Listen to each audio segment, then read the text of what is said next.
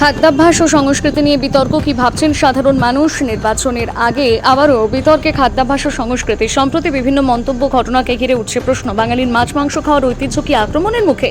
আমরা কথা বলছি সাধারণ মানুষের সঙ্গে, শুনে নেওয়া যাক তাদের মতামত। খাওয়া দাওয়ার ব্যাপার আমাদের পশ্চিমবঙ্গের মানুষ তাদের নিজস্ব সব কিছু ইচ্ছা অনিচ্ছা আছে। আমরা কখনো উপোস করি, কখনো মাছ ভাত খাই, সেটা আমাদের ব্যক্তিগত ব্যাপার।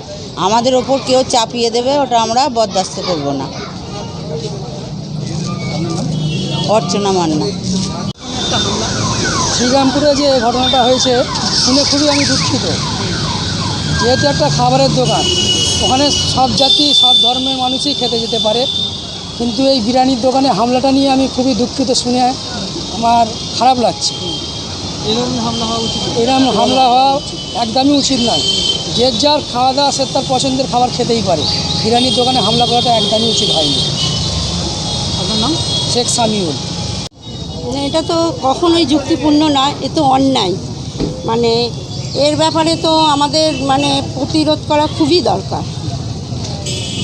মাছ বিক্রেতার উপরে হামলা হয়েছে তাদের এটা তো আমরা কখনোই মেনে নেব না যে এই জিনিসটা যুক্তিযুক্ত বলে। এটা মেনে নেওয়া ঠিক নয়। তার সেটা শোভা চ্যাটার্জি। মাছ বিক্রি করতে যাব, দেখুন বাঙালি প্রত্যেকটা জায়গাতেই অবস্থিত থাকে, সেক্ষেত্রে বাঙালির প্রধান বেশিরভাগ বাঙালি খেতে চায় মাছ ভাত। সেখানে কেউ মাছের ঝোল খায়, মাছের ঝাল খায়, মাছের টক, সব কিছু মাছ থাকেই পাতে। এটা বন্ধ করা ঠিক না। যে যেমন তার ভালো লাগে সে তার খাবে, এখানে এটা নিয়ে কোনো বন্ধ করা কোনো উচিতই ব্যাপার নয়। খাদ্য, বস্ত্র, বাসস্থান এটা বাঙালির ব্যক্তিগত অধিকার। এখানে কেউ হস্তক্ষেপ করবে, বাঙালি এটা মেনে নেবে না। আর যে ঘটনাগুলো ঘটাচ্ছে বিজেপি বিরোধী যে আসছে, আমাদের প্রত্যেক দিন মাংস বিক্রেতার উপর, মাছ বিক্রেতার উপর যেভাবে হামলা চালাচ্ছে, এটা আমাদের বাঙালির সংস্কৃতির উপর আঘাত আনছে। যারা বাঙালির শিল্প বোঝে না, সংস্কৃতি বোঝে না, কৃষ্টি বোঝে না, বাঙালিকে নানাভাবে অত্যাচার করছে, বাঙালির নানা দিক দিয়ে বাঙালিকে সমস্ত দিক দিয়ে বঞ্চনা করছে, সেই বিজেপিকে বাংলার মানুষ অন্তত মেনে নেবে না।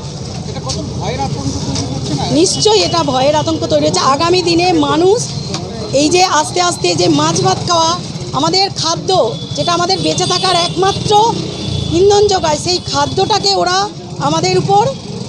আমাদেরকে নানা রকমভাবে আমাদের এই খাদ্যটাকে ওরা বন্ধ করে দিয়ে ওরা আমাদের ধর্মের উপর আঘাত আনছে, যেটা আমরা কোনোভাবেই আমাদের বাংলার মানুষ মেনে নেবে না।